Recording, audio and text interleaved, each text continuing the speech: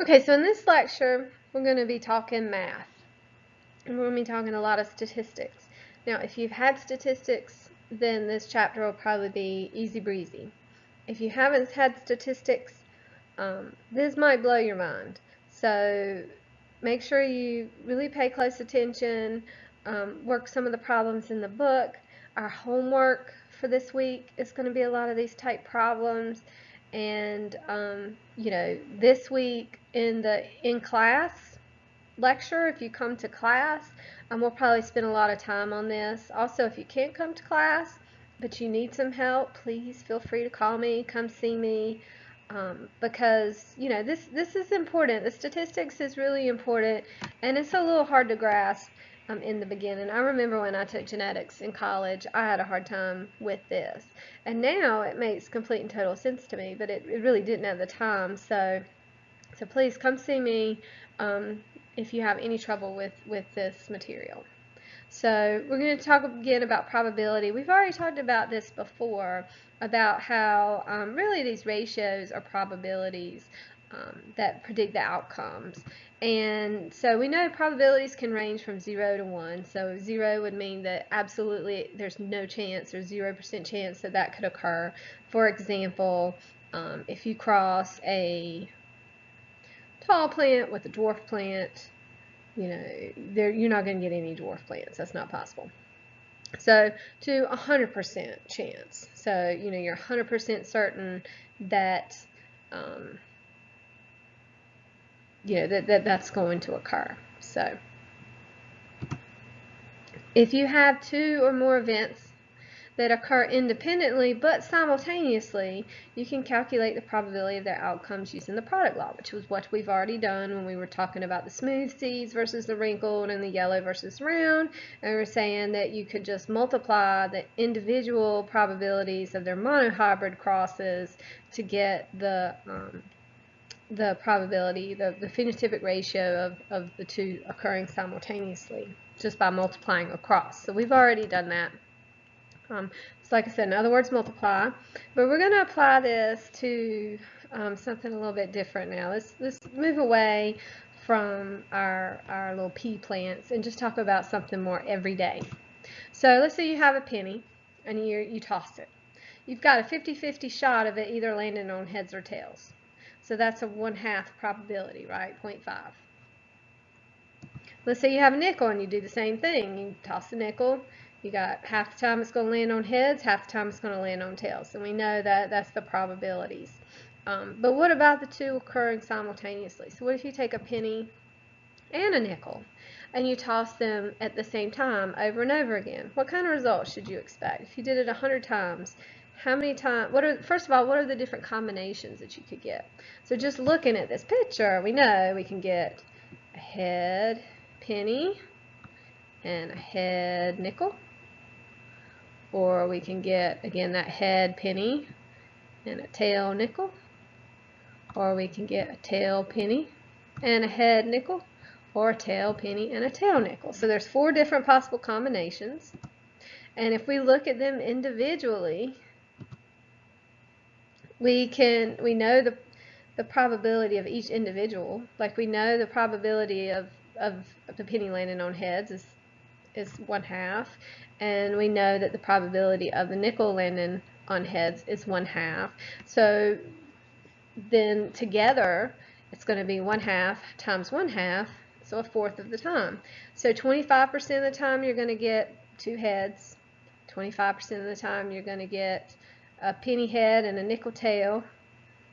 50% of the time, 25% of the times you're going to get a nickel head and a penny tail, and 25% of the time you're going to get 2 tails. So they all have equal probability of occurring. All the possibilities have equal probability of occurring. So if you take 100 divided by 4, you've got 25. So 25% for each one, individual one. All right, so sometimes you can use a sum law. So let's say, what if we asked, not necessarily like each possible like heads, nickel, and tails penny. What if I just said we flip these 2 coins and what's the probability that one's going to be heads and one's going to be tails? So we're not going to concern ourselves with whether or not it's the penny or the nickel that's heads or tails. So that's going to occur more frequently, right? So how can we figure that out? Well, actually, you can use the sum law. So our first scenario, let's say we're going to have a heads penny or a tails nickel. Our other scenario would be the opposite, a nickel heads and a penny tail. And those are really the only two options because, like I said, we're not concerning ourselves with which one's heads and which one's tails. We just want one head and one tail. So there's two possible combinations for that. So in this case, we have to use the sum law. So we actually add them together. So we know that 50% of the time when we throw that penny up, we're going to get a heads for pennies. And 50% of the time when we throw that nickel up, we'll get a tails for nickels. So if you add, well, and then also the probability of the two occurring simultaneously, we know was 1/4 from the previous slide. So when you add the two together, you get 1/2. So 50% of the time you'll get one head and one tail. The other 50% of the time you'll get either two heads or two tails. So that's how we get that 50%, just by adding the two probabilities together. Now we know though that outcomes don't always match probabilities.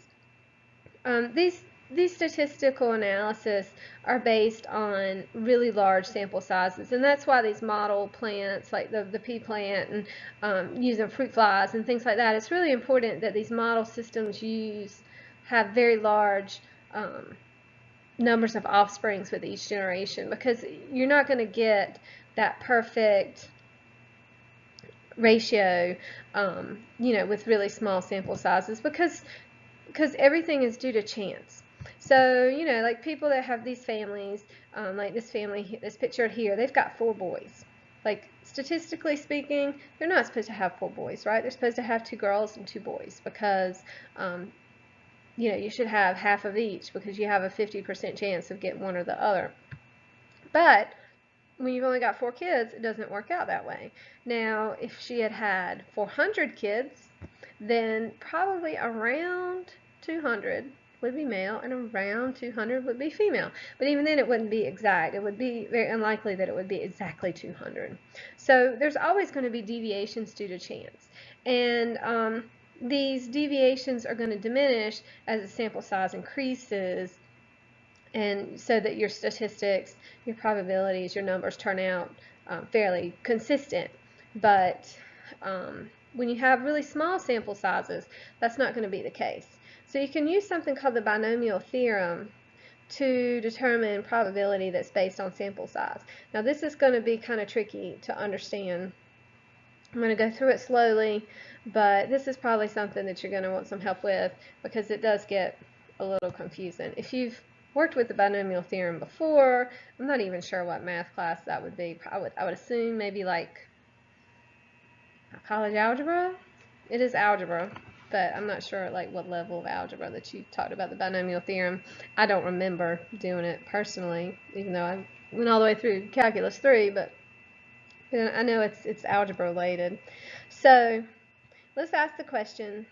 Let's say you do have 4 children. What is the probability that 2 will be male and 2 will be female? Well, you would think it would be 50%, right? You would have, or really 100%. Like you would have, if you have 4 children, half would be male and half would be female. But that's not necessarily how it's going to turn out, because chance is going to screw that up. So we use the binomial theorem, where A and B are the respective probabilities of the 2 alternative outcomes, and N equals the number of trials. So in this case, A would be 2 males, B would be 2 female, and number of trials would be 4.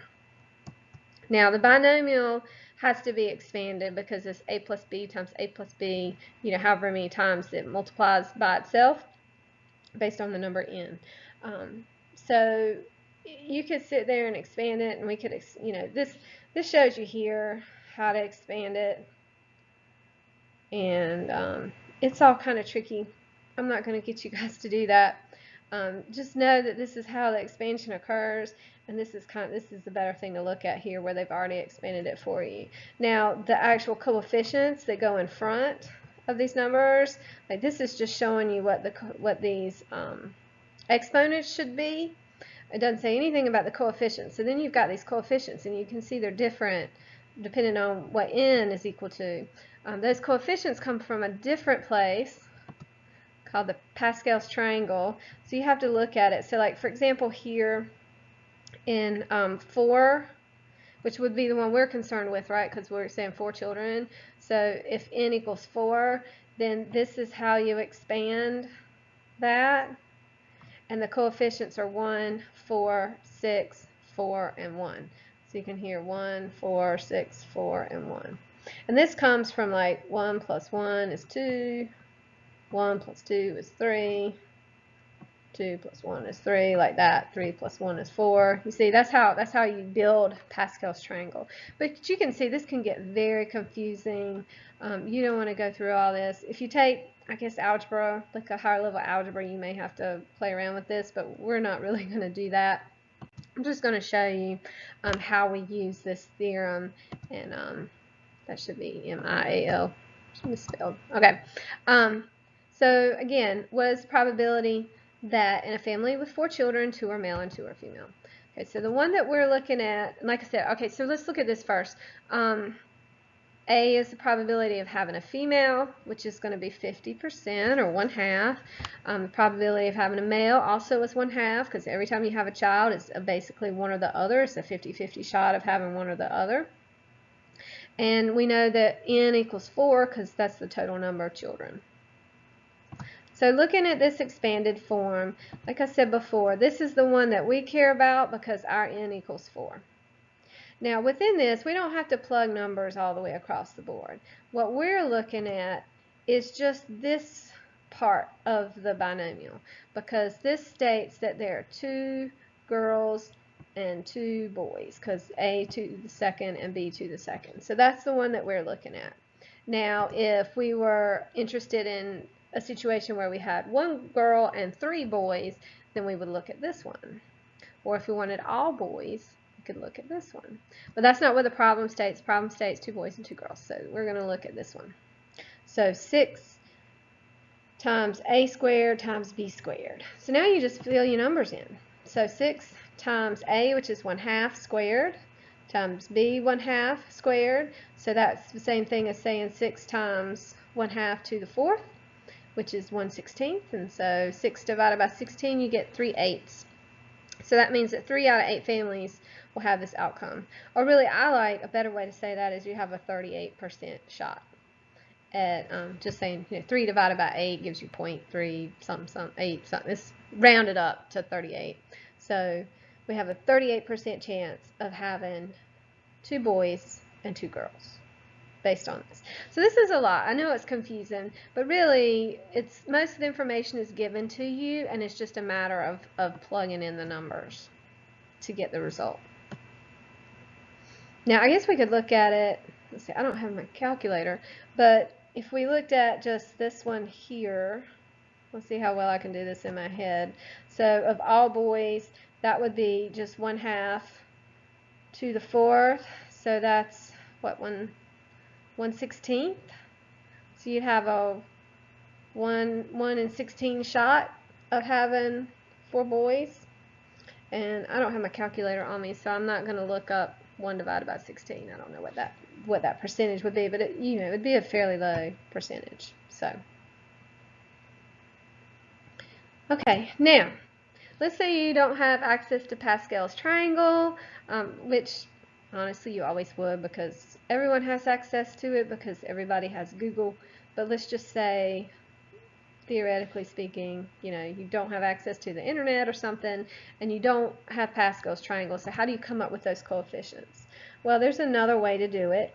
So let's do a different question. This time we're saying you've got 7 children, and 5 of them are girls, and 2 of them are boys. So, so we already know, right? We're looking for A 5 and B 2, right? And we already know A equals 1/2 and B equals 1/2. So our question is, what is that coefficient that goes in front? All right, so we can use this formula here. And this looks kind of crazy, right? In exclamation point divided by exclamation point times t exclamation point. That exclamation point is really, it just denotes something called a factorial. So for example, 5 exclamation point is just 5 times 4 times 3 times 2 times 1. So you just go backwards. So it's not as crazy as it looks, but again, it's just plugging in numbers, and the biggest thing you're going to do is make a mistake entering stuff into your calculator. So we know all these numbers, right? N is the number of events, that's 7 children. S is the number of times of outcome A, which was our girls, so S is 5. And outcome B, number of times for T, that's 2 for 2 boys. So now you just got to do all this multiplication, which if you got a calculator, it's not that big of a deal. So we're looking at 7 times 6 times 5 times 4 times 3 times 2 times 1. You plug that into a calculator, you should get 5,040. Then 5 times 4 times 3 times 2 times 1, that gives you 120. And then 2 times 1, you know, we know is 2. So now you're just plugging in these numbers. You just say 5,040 divided by 120 times 2, because that's, you know, that was equal to 5,040. This was equal to 120. This is equal to 2. So 5,040 divided by 120 times 2. And that gives you 21. So now we know that our coefficient is 21. So now all we have to do is just plug those numbers in. So again, like I said, our binomial we want was A to the 5th times B to the 2nd, because we want 5 girls and 2 boys. And we know that A and B are both, probabilities are 1/2. And now we know that our coefficient is 21. So just plug in those numbers. 21 times 1/2 to the 5th times 1/2 to the 2nd. Gives us 21 times 1/2 to the 7th, and when you plug all that in, you end up with 0.16. So that means that they have a 16% shot at having 5 girls and 2 boys. So it's a lot of plugging in and calculating, but really it's very simple. It's really easy to make a mistake when you're plugging stuff into a calculator, but overall the math is not that complicated. It just kind of looks scary. Okay, so talking a little bit more about chance. So, if you take a coin, you throw it up 100 times, you would expect about half the time you would get heads, or about half the time you would get tails. However, you might even think it would be kind of weird if you got exactly 50-50. That would be weird. More than likely, you're going to have, 40 and 60, or 45 and 55. It's not going to be exactly 50, because each individual time you flip it is independent of the next time, and you have that chance that it will be one or the other. So you're always going to have random fluctuations, which are called chance deviation. Now, if you tossed it 4 times, it might land on head all 4 times, and you wouldn't really think anything was up. If you were wanting it to be tails, you might think that you have really bad luck, but it's not really that unexpected for it not to be 2 and 2. As the fewer, like we said before, the fewer times that you do something, like the fewer number of children you have or whatever, the less likely it's going to stick to those probabilities, because your impact of chance deviation increases as the total number of times decreases. So we can apply these same principles to Mendelian ratios. The fewer progeny you have, the less likely it's going to stick to that 3-to-1 ratio for a monohybrid cross, for example. Now, but how do you know if it's due to chance? So if you flipped a coin 10 times and it landed on heads 8 times, you'd probably think, oh well, like I said, if you were wanting it to be tails, that you're just having really bad luck that day. But what if it flipped 100 times and 98 of the 100 times it landed on heads? You probably would think that it was some kind of trick coin, that the guy was doing something funny when he was flipping it to make it always land on the same side. You wouldn't attribute that to chance, because it's just so unlikely that that would be due to chance. But at what point do you draw that line? Like if you're flipping it 100 times, if it lands 70, is that close enough? 80? You know, that's starting to get to weird territory. So at what point do you draw that line? In order to be able to figure that out, we have to use statistics. All right, so now we're going to talk about the chi-square analysis, which I know is everybody's favorite subject. The chi-square analysis is what we call a goodness of fit test. So what we're looking at is we're looking at this set of data, and we're saying, is this statistically accurate? Is this based on chance, basically, or is there something fishy going on? Is there some other reason that the numbers aren't close to what they should be?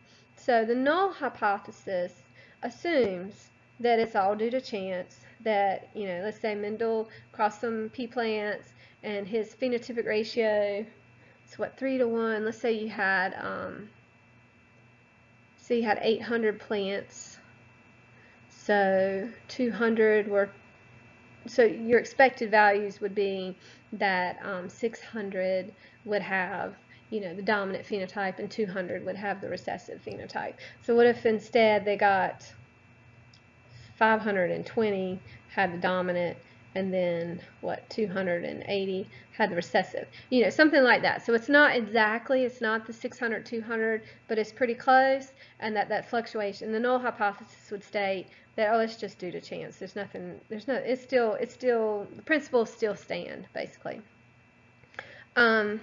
So the chi-square test is a way to determine if those numbers are close enough. It's a goodness of fit. Are they close enough?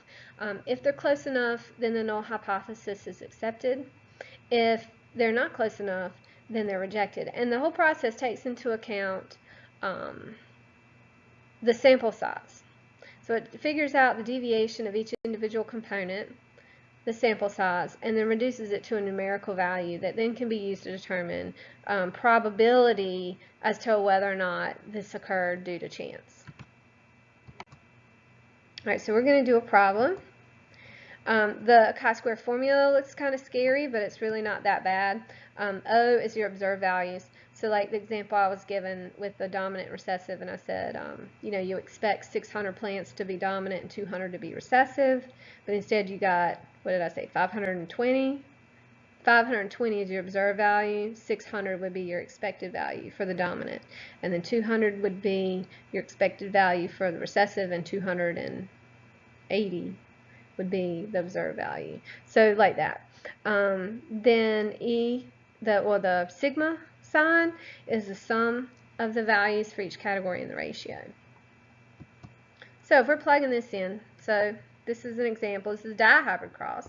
I said we do a F1 cross with yellow round seeds and green. No, I didn't put green in there. So yellow, oh, I see. Okay, so yellow and round seeds in a heterozygous. So they have they're carrying the green and wrinkled traits. And at the end of the cross, we end up in the F2 generation. We have 1,008 progeny. All right, so let's see what our results were. All right, so this is the observed numbers that we got here. Now, how do you calculate the expected numbers? Well, we know that it should be a 9 to 3 to 3 to 1 ratio, right? The way we determine what each individual expected number should be is we take 1,008, which was the total number of progeny, and divide it by 16, because it's basically, when you take this ratio and you add all the numbers up, you get 16. So it's as if there's 16 parts. And when you divide that, you end up with the number 63. So where you have 1, that should be 63. To determine the 3 to 3 and the 9, you just multiply times those numbers. So 63 times 9 gives you 567, and then 63 times 9 gives you 189. So we plug those numbers in. So these are our expected values here. Now notice they're pretty close, right? I mean, I'd say, just looking at it, I'd say, yeah, that's close enough. But we're going to use statistic analysis to make sure that it's close enough. Okay, so now we're going to fill in the rest of our chart so that we can calculate our chi-square value. All right, the first thing we want to calculate is the deviation for each value. So we're just going to subtract. So we're going to say here, we're going to say 587 minus 567. So just O minus E. And then do that for each individual column here, and then that'll give you these numbers here. Now notice some of them are negatives, and that's okay. It's always possible to have negatives. We don't like negatives, so we'll just square all the numbers. So that's why this square up here. That's why that's part of the formula, is to get rid of any negatives that are present. So we just take all these numbers in this column and we square them in this column. All right, so now we're ready to do the final steps, which is just to take this number that's in this column and divide it by our expected values, divide by E. So when we do that here, we divide, so here we say 400 divided by 567, we get 0.71. 64 divided by 189, we get 0.34. So you just do that for each column, and then the very last step, where that sigma sign is, that means you add them all up. So our chi-square number here is just all these numbers in this column added up. And so our chi-square number in this case is 4.16. Okay. Now, so we know our chi-square is 4.16, but what does that mean? Now we have to take that number and plug it in to a probability chart. Again, you always have access to a probability chart because you have Google. So, but this is a probability chart that's in your book. And the first thing we have to determine is something called our degrees of freedom, which is basically n minus 1, where n is the number of possible outcomes. So in our case, we had a dihybrid cross with 4 possible phenotypes, and there were 4, different numbers that we were analyzing. So our degree of freedom is 3. So that's the row that we want to look at. Then we want to calculate our probability. Now remember, our chi-square value was 4.16, and 4.16 is not here present on this chart, so you have to figure out, like, where does 4.16 fall, and we know that it falls kind of in between these two numbers. So that means that the probability of this occurring by chance is between 20 to 50%. So what that means is that 20 to 50% of the time you would end up with these numbers. So if we repeated this experiment over and over and over again, we would each time have about between 20 and 50% chance of getting the exact same results, that the results are due to chance. So those numbers are high enough that we can fail to reject our null hypothesis, and that we can say with pretty certainty that our numbers, the reason they don't look just like the expected outcomes, is just due to chance, and that there's nothing fishy going on, and that independent assortments occurring, everything that we said is happening, and these numbers are expected, even if they're not the exact numbers that we expected, they're close enough. Okay, now if you wanted to calculate the exact probability, like you didn't like that 20 to 50% shot, you can use a graph, and up here you can see it says degrees of freedom. And we had 3, so we would look at that line that is 3, and our chi-square value was like 4.12, and so we would kind of draw a line from 4.12 until we reach that third, and this isn't very straight, but until we reach that third line, and then we would go over, like that, to calculate it. Now this example was in your book, so I happen to know exactly what the probability was, and it was 0.26. So yeah, my line went, it should be more like, it's a little bit, I can't draw a straight line. Anyway, you get the point. So if we were to do this exactly, and like on Excel or something, the probability for us would be 0.26. And the only reason I know that, like I said, is because this exact example is in the book, and they told me that it was 0.26. So again, that means that 26% of the time you're going to get these exact same numbers, which is a pretty high number. So that means that it's just due to chance. There's nothing crazy going on. These numbers don't mean anything, as far as anything different occurring than what was expected. But notice you don't ever prove or disprove the null hypothesis absolutely. You only either reject it or fail to reject it, because you never can say with 100% assurance that, that there's not something else going on. Typically, the cutoff standard is a probability value of 0.05. So anytime you get 5% or higher as your probability, you fail to reject the null hypothesis. If it's less than 5%, then that's when you reject the null hypothesis. In some cases, you can even use a stricter 1% value.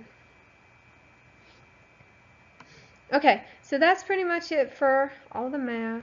So I think, like I said, in your homework, there's some chi-square, there's a chi-square problem, there's some probability questions. I think maybe on the quiz or on the test, there's maybe like one fairly simple binomial question. But, go through these slides again on your own. Come to class, ask me if you have any trouble, work some of the problems in the book. But, it's important to understand this stuff, because as we move forward, we're going to come back to the chi-square test when we start talking about linked genes being on the same chromosome and how they behave differently, because they're not going to necessarily assort independently. And we're going to be using the chi-square to show that. And so it's important to understand this process. So again, if you have any questions, let me know. Just, now go through the review questions, and then we have one more lecture from this chapter on pedigrees.